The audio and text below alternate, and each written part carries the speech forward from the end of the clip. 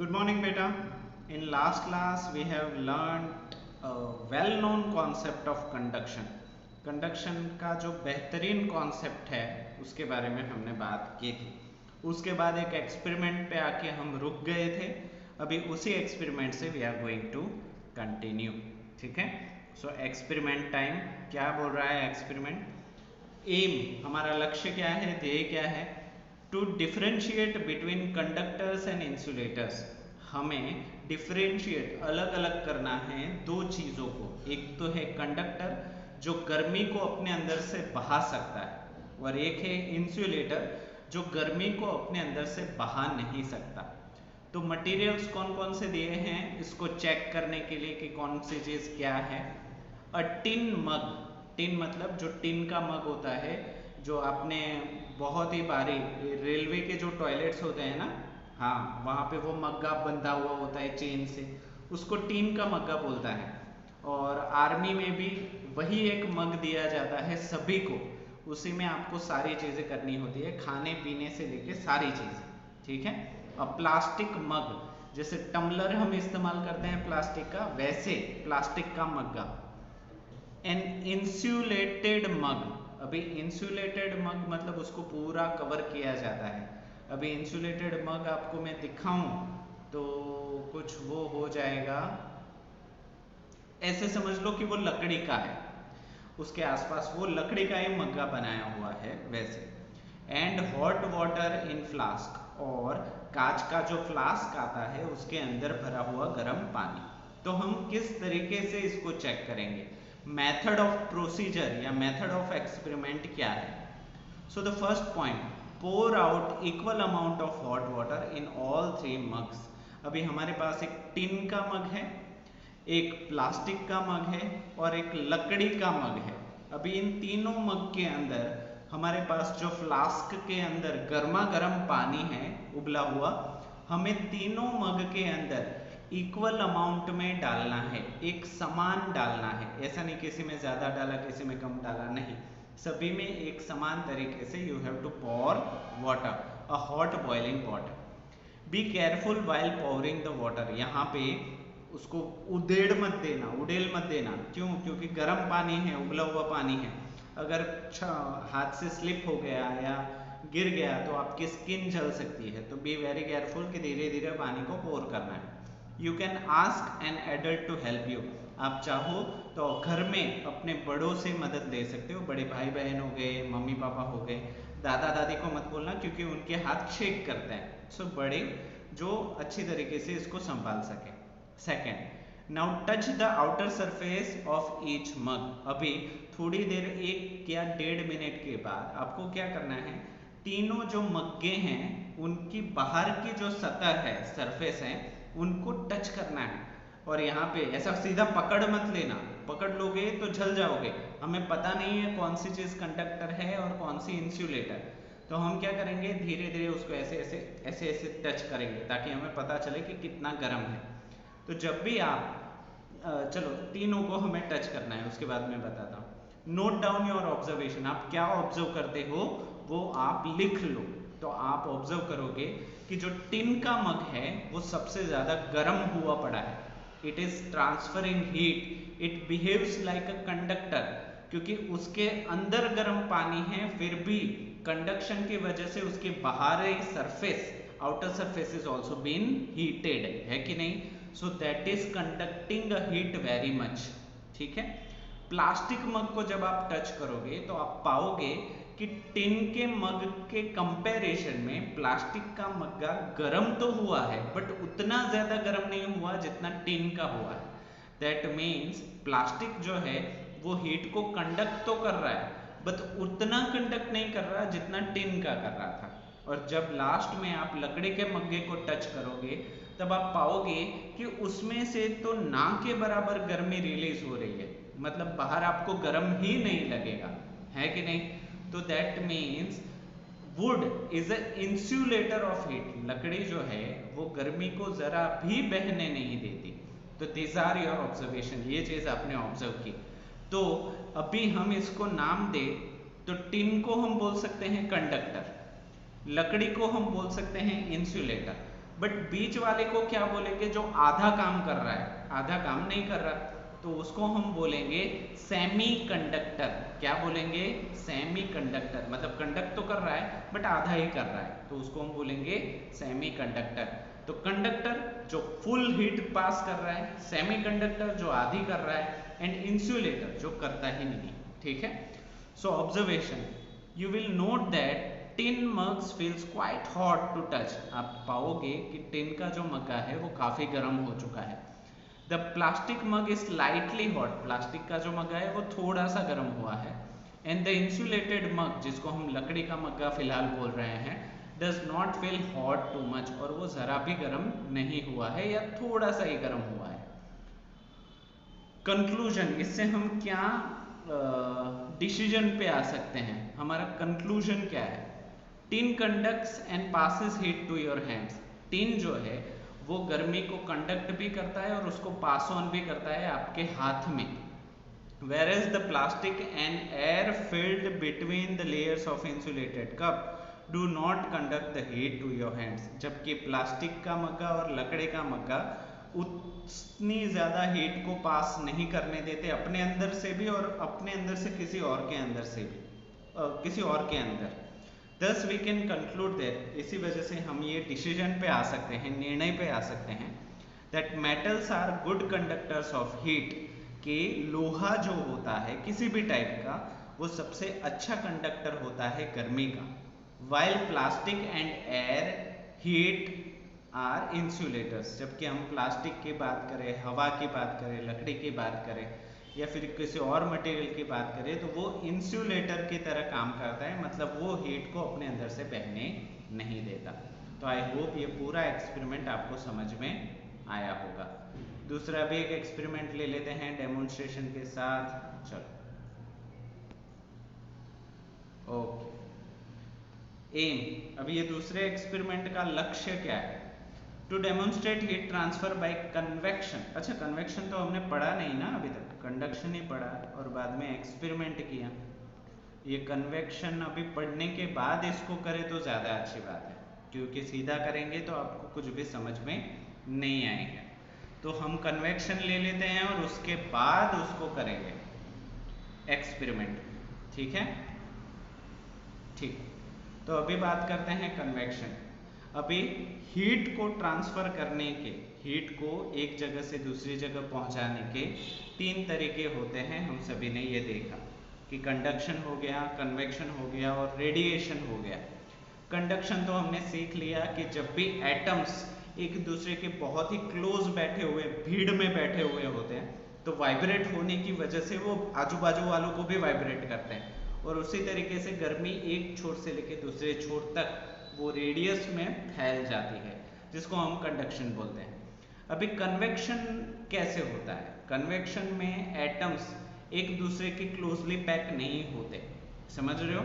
वहां पे एटम्स खुले होते हैं। फॉर एग्जाम्पल, आपके क्लासरूम की कैपेसिटी 40 की है, तो कंडक्शन में 80 बच्चे बैठे हुए हैं एक क्लास में, तो कितनी भीड़ होगी? बट कन्वेक्शन में 40 की कैपेसिटी है और 30 ही बैठे हुए हैं, 30, तो हर कोई थोड़ा अलग अलग बेंच पे बैठ सकता है, थोड़ा रिलैक्स से बैठ सकता है कि नहीं? तो कन्वेक्शन में ऐसे है। तो कन्वेक्शन में हीट ट्रांसफर कैसे होगी? कंडक्शन में तो पता चल गया कि जगह ही नहीं है और वो हिल रहे हैं तो गर्मी पास ऑन हो रही है। कन्वेक्शन में क्या होगा? तो यही चीज हम डिस्कस करते हैं। ठीक है। So the second mode of heat transfer, दूसरा रास्ता गर्मी को बहाने का, that is convection. In the above activity you will observe the colour. ठीक है, चलो अभी बोल रहे हैं कि ऊपर की एक्टिविटी आप देखोगे तभी आपको ये कन्वेक्शन समझ में आएगा। तो सही बात है, चलो एक्टिविटी देख लेते हैं। ठीक, aim to demonstrate heat transfer by convection. हमें पता करना है कि हीट ट्रांसफर कन्वेक्शन से कैसे होता है, डेमोन्स्ट्रेट दिखाना है कि कैसे होता है। मटेरियल्स रिक्वायर्ड, कौन कौन सी चीजें चाहिए होंगी हमें इस एक्सपेरिमेंट के लिए?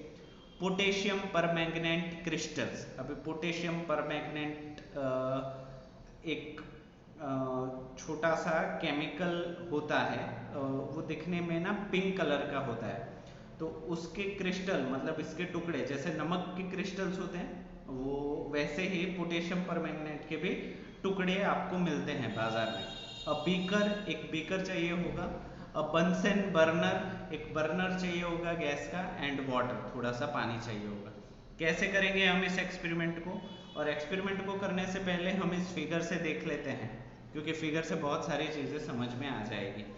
तो यहाँ पे देखो, बर्नर नीचे लगाया है और बर्नर के ऊपर एक ट्राइपोड स्टैंड लगाया है। ट्राइपोड मतलब 3 पैरों वाला।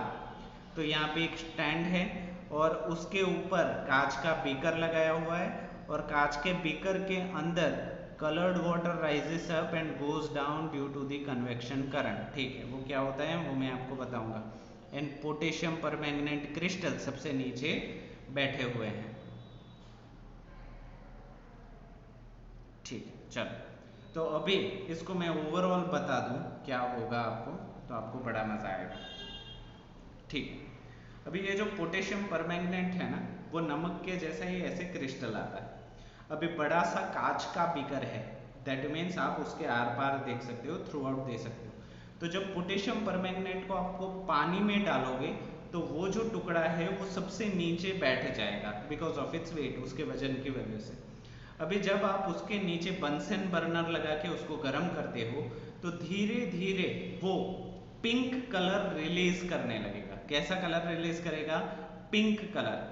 और ना आप जैसे जैसे बंसन बर्नर को धीरे धीरे गर्म करोगे, आप पाओगे कि वो पिंक कलर का जो पानी है जो उस टुकड़े से निकल रहा है, वो धीरे धीरे ऊपर जा रहा है और नीचे आ रहा है, ऊपर जा रहा है और नीचे आ रहा है। आप देखोगे ना तो ऐसे गोल लूप्स बनेंगे बहुत सारे।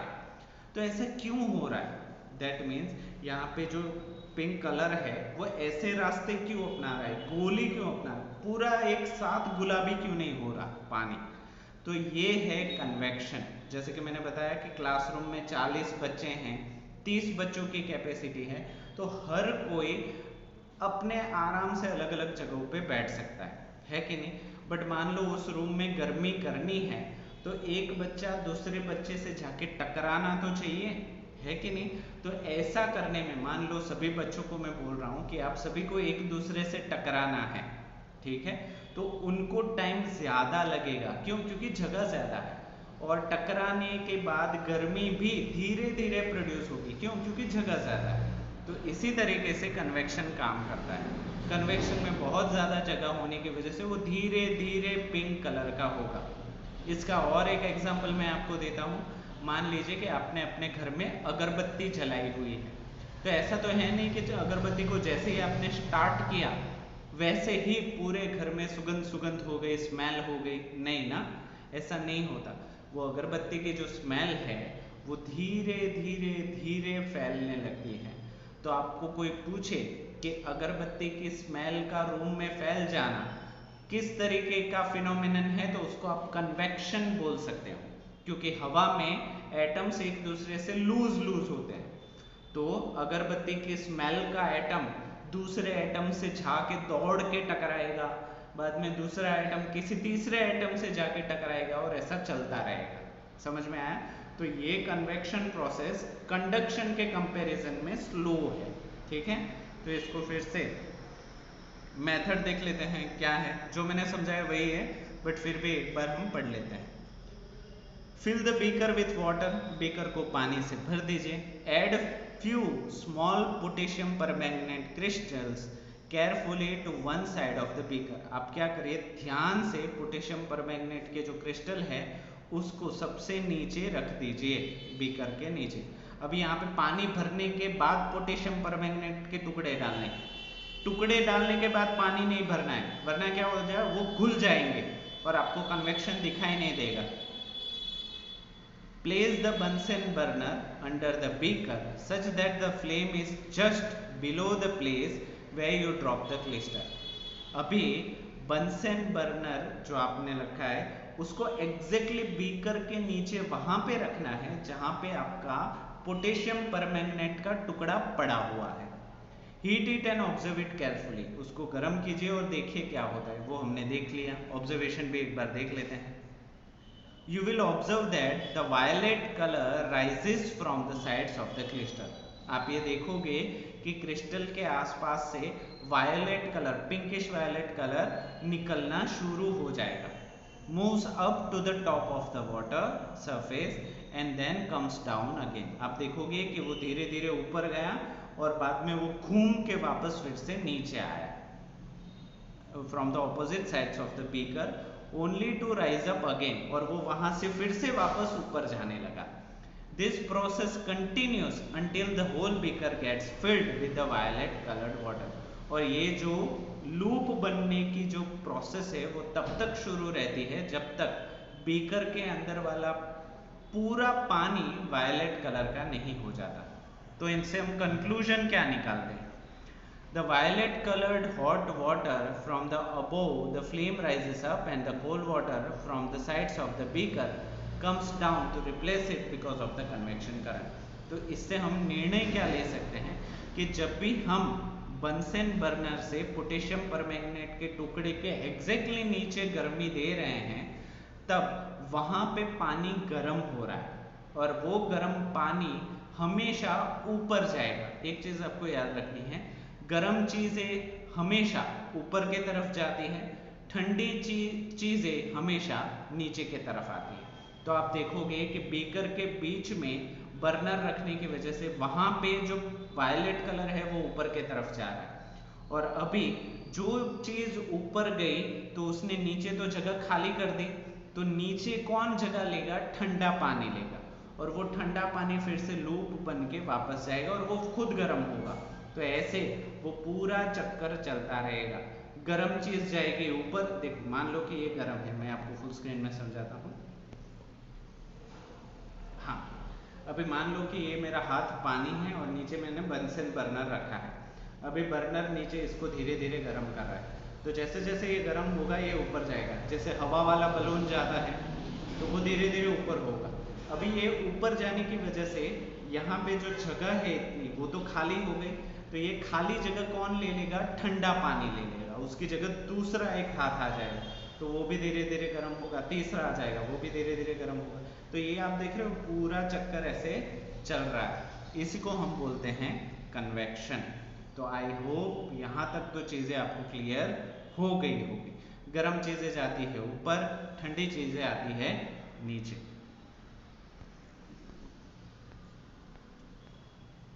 ठीक है, कन्वेक्शन को ले ही लेते हैं ताकि बाद में टेंशन ना हो।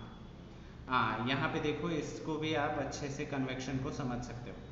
जहाँ पे आँच है, आँच मतलब जहाँ पे गर्मी है, वहाँ चीज़ें देखो ऊपर जा रही है और बाजू से फिर से नीचे आ रही है, तो ऐसे चक्कर चल रहे हैं। और यहाँ पे भी इस तरीके से चक्कर चल रहे हैं और पूरा पानी इसी तरीके से गर्म हो रहा है। In above activity, you will observe that the colored water from just above the flame gets warm first। आप ये देखोगे ऊपर के एक्सपेरिमेंट में कि जहाँ पे चीजें गर्म की जाती हैं वहीं से पानी सबसे पहले ऊपर जाता है। And slowly all the water gets heated up, और धीरे धीरे जैसे वो लूप्स बनते जाते हैं पूरा पानी गर्म होने लगता है। This type of transfer of heat is known as a convection. इस तरीके का गर्मी का फैलना कन्वेक्शन कहा जाता है। तो कन्वेक्शन की डेफिनेशन हम क्या देंगे? Convection is a mode of heat transfer या mode of transfer of heat. Convection गर्मी को फैलाने का एक ऐसा रास्ता है इन अ फ्लूइड, प्रवाही में। प्रवाही मतलब आप बोलोगे सर पानी में, नहीं, हवा को भी फ्लूइड बोला जाता है। तो अब आप बोलोगे सर तो पानी को क्या बोला जाता है? पानी को बोला जाता है लिक्विड। तो आप बोलोगे सर फ्लूइड मतलब क्या? फ्लूइड मतलब हवा या पानी, दोनों के लिए वर्ड है जिसको हम बोलते हैं फ्लूइड। जबकि सिर्फ पानी के लिए या लिक्विड चीजों को हम बोलते हैं लिक्विड। समझ में आया? तो फ्लूइड मतलब हवा पानी दोनों, ठीक है। सो ये एक ऐसा रास्ता है गर्मी को फैलाने का फ्लूइड के अंदर, मतलब हवा और पानी दोनों के अंदर, in which जिसके अंदर the particles themselves carry heat from one region of the fluid to the another। इसके अंदर जो पार्टिकल होते हैं वो खुद एक पैकेट ले लेते हैं हीट का और उसको एक जगह से दूसरी जगह देने के लिए जाते हैं। बाद में वो दूसरी जगह से तीसरी जगह, तीसरी जगह से चौथी जगह, वो खुद कैरी करते हैं हीट को कन्वेक्शन के अंदर। कंडक्शन के अंदर वो कैरी नहीं कर रहे थे, वो सिर्फ पास कर रहे थे। यहाँ पे तो वो लेके खुद जा रहा है, दूसरे से टकरा रहा है और दूसरे को पास ऑन कर रहा है। समझ में आया? Very good. Convection is a common mode of heat transfer. Convection जो है वो साधारण तरीका है गर्मी को पास ऑन करने का। इन सब्सटेंस दैट कैन फ्लो, ऐसे पदार्थ के अंदर जो फ्लो बह सके, जैसे कि लिक्विड और हवा, जैसे मैंने बोला था ऊपर ही। In convection particles of the fluid near the source of heat receives the heat. Convection के अंदर जो गर्मी के सोर्स के सबसे नजदीक वाले पार्टिकल्स हैं, एटम्स हैं, वो सबसे पहले गर्मी के पैकेट को ले लेते हैं, then move away from the substance, और उसके बाद वो सोर्स से दूर चले जाते हैं, जहां से गर्मी मिल रही है दूर चले जाते हैं दौड़ के, और किसी और को पास ऑन कर देते हैं। Now in other particles from the cooler, okay, now the other particles from the cooler end of the fluid move in and take their place. अभी क्योंकि वो वहां पे पैकेट लेके चले गए, वहां पे जो जगह खाली पड़ी वहां पे दूसरे एटम्स आ जाएंगे और वहां पे गर्मी लेके वो भी भाग जाएंगे, और ये प्रोसेस चलती रहेगी। They also absorb heat and move away, वो हीट को एब्जॉर्ब करेंगे और दूर चले जाएंगे। And replace by particles from colder parts, और जो ठंडे एटम्स है, ठंडे पार्टिकल्स हैं, वो उनकी जगह ले लेंगे। This process continues until all fluid becomes hot, और ये प्रक्रिया तब तक चलती रहेगी जब तक सारे एटम्स, सारे पार्टिकल्स खुद गर्म नहीं हो जाता, या पूरा फ्लूइड खुद गर्म नहीं हो जाता।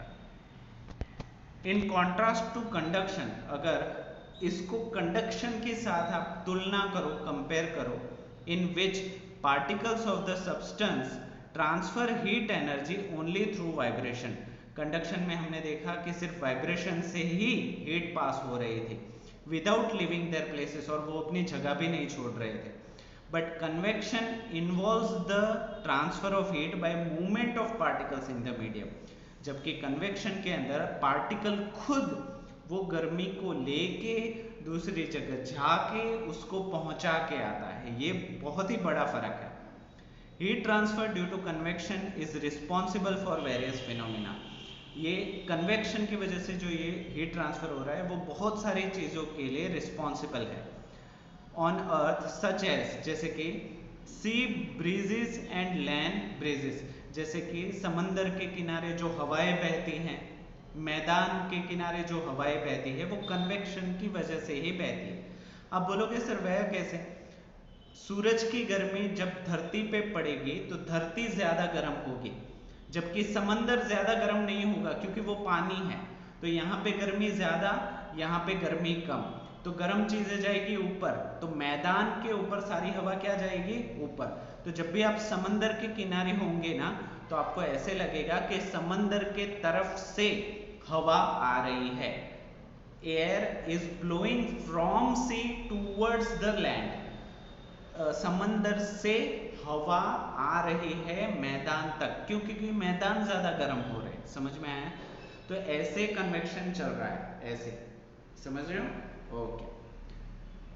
Current in the oceans are also caused due to the convection. उसके साथ ही साथ समंदर में जो लहरें बनती हैं वो भी कन्वेक्शन की वजह से ही बनती है। आप बोलोगे सर वो कैसे? देखो, गर्म पानी क्या हो जाएगा? ऊपर चला जाएगा, और ये हवा जो है वो उसको बाहर लेके आएगी, तो ठंडा जो पानी होगा वो फिर से ऊपर आएगा, और ये प्रोसेस चलती रहेगी। Let us take a detailed look at how breezes blow. अब ये ब्रीजेस कैसे होते हैं, हवाएं कैसे चलती हैं, उसको भी हम अच्छे से समझेंगे, बट आज के क्लास में नहीं, नेक्स्ट क्लास में, क्योंकि मुझे लगता है कि ओवर हो जाएगा, उल्टियाँ होने लगेगी आपको कि सर बहुत हो गया, कंडक्शन एक मुश्किल था, बाद में ये कन्वेक्शन आपने चला दिया। बट डोंट वरी, ये सारे टॉपिक इतने अच्छे हैं कि एक बार आपके दिमाग में आ गए ना तो हर जगह आपको यही दिखेगा। जैसे कि घर में एसी चालू करो और पूरे रूम में जो ठंड होती है वो कंडक्शन की वजह से है या कन्वेक्शन की वजह से? कूलर चलाओ तो वो कंडक्शन है, कन्वेक्शन है कि नहीं? आप पतंग उड़ाते हो, वो कन्वेक्शन है क्या है? ठीक है, तो ये सारी चीजें आपको दिखने लगेगी जैसे ही आप इसको समझते हो। तो आज के लिए हम इतना ही रखते हैं। From next class we will continue sea breeze and land breeze, समंदर की हवाएं और जमीनी हवाएं। ठीक है, तो इनको हम समझेंगे नेक्स्ट क्लास में। आज के लिए इतना ही। वीडियो को पूरा देखने के लिए आप सभी बच्चों का थैंक यू सो मच। और हाँ, ये जहाँ तक चला वहाँ तक आपको लर्न करना है। Okay, till then thank you so much बेटा।